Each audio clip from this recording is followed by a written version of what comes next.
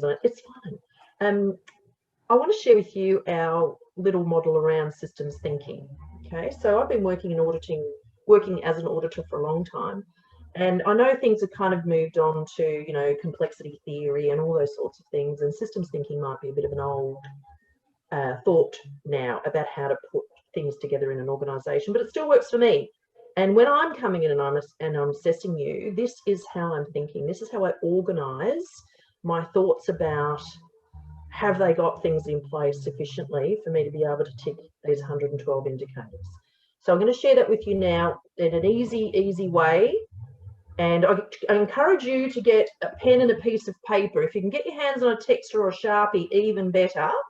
If it's a crayon, doesn't matter. Whatever you've got to hand, get yourself a piece of paper and scribble along with me here, because I think this will be helpful in the way that you think about your evidence and the way that you're going to tell us about your amazing systems.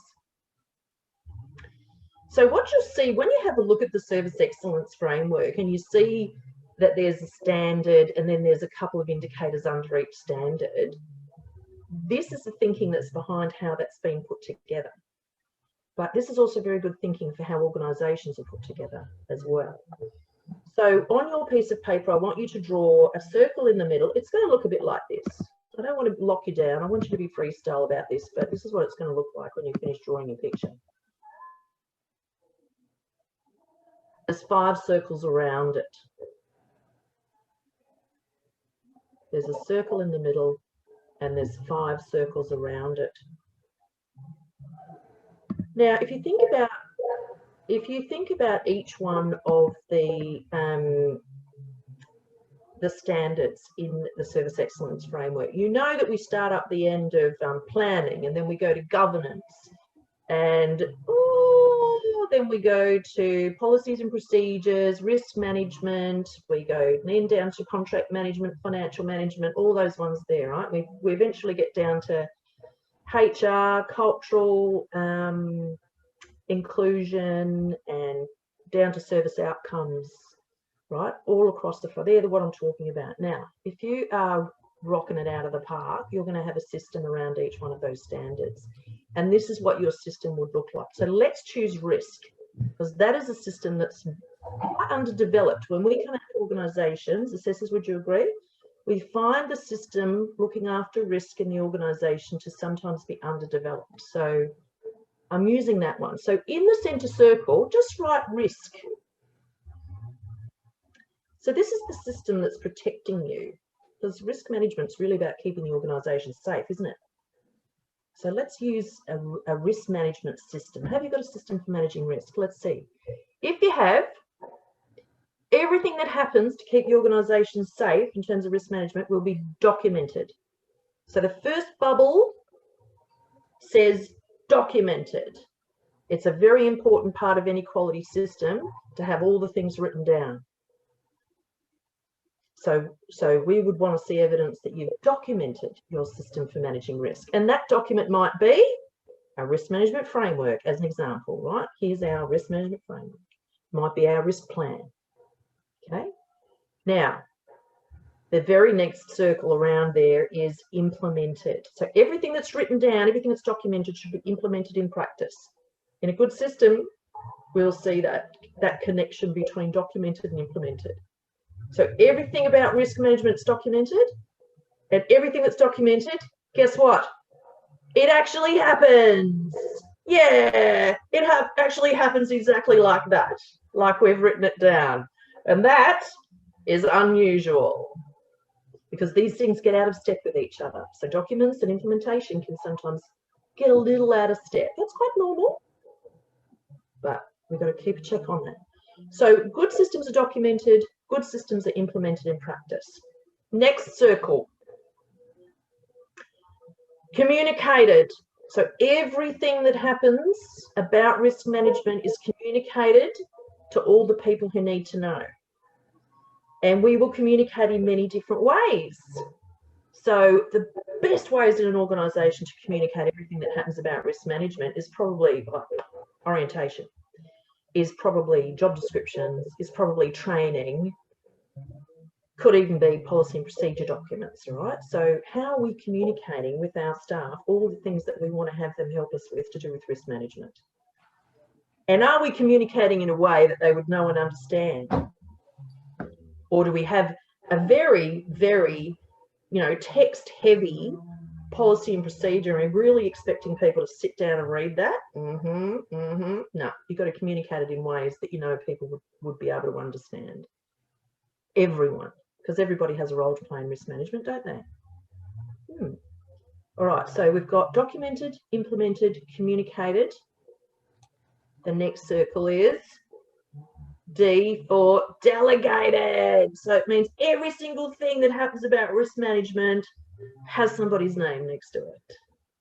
Okay, so you know what happens with important things that need to be done that are not delegated? What happens? They don't get done. They don't get done. It reminds me of where my mum used to go every Saturday morning to visit my nana. And she would leave the house and she would say, right, you mum, I want this place cleaned up by the time I get back. And off she'd go. And we would sit there all morning and watch cartoons and nothing would get done, and then we get into trouble. But if she had given us a bit of a roster, like you're doing that room, you're doing that room, you're doing that room, it would have happened. So delegation. And it's got to be delegated to people who have the skills and to people who know that that's their job. A lot of times I've interviewed staff and I've sort of said, okay, so who's the fire warden?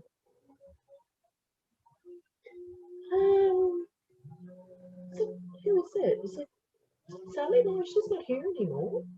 I'm not sure. We'll find out for you. And I think, no. Okay, so all the things that are happening to look after risk in the organisation have to be delegated to someone who can do it, who has the time to do it, and who knows it's their job. So it might be delegated in someone's job description, or it might be delegated on a poster on the notice board. Here's our fire warden, or here's our work health and safety team, or here's who to report hazards to, or whatever it is to do with your risk management. Okay. The other way that you delegate responsibility for risk is probably in your risk plan, where you have who's the responsible officer for some of those controls. So that's another way that your functions within risk management might be delegated. But it is important. If you want something done, you have to delegate it. And the last one, this is so very important, this circle, and this is the one that we see most often organisations don't get time to do, but it is very important. Who's going to answer this question? It starts with E. Not my team, you're all too clever. Someone else. Starts with E.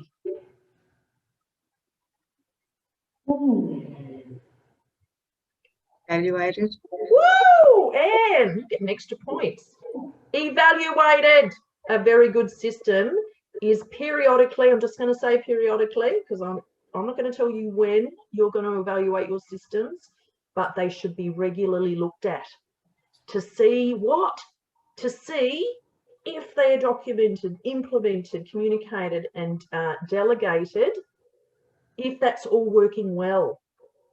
There are certainly signs, if you have even informal evaluation of your systems, even if you just chat at your team meetings about how our system's working, right? And people will say, oh, I think this bit's a bit crap and that's not working well, and our documents really need review because they're a bit out of date with legislation. However it